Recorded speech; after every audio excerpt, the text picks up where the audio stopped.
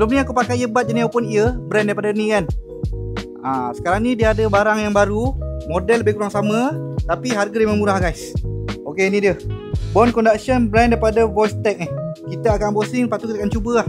Ok, kita akan unboxing, kita tengok apa yang akan dapat dalamnya. Sama je guys. Dia ada bagi satu dia punya magnetic charger ni. Lepas tu ni dia punya device guys.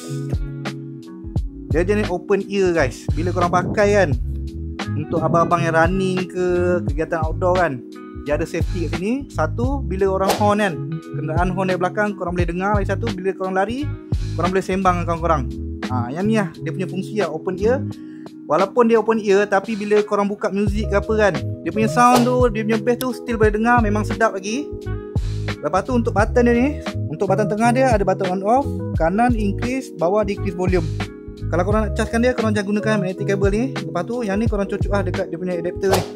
Memang terbaik guys. Untuk semua jenis device yang menggunakan Bluetooth lah. Untuk handphone boleh, jam yang ada muzik tu boleh connect.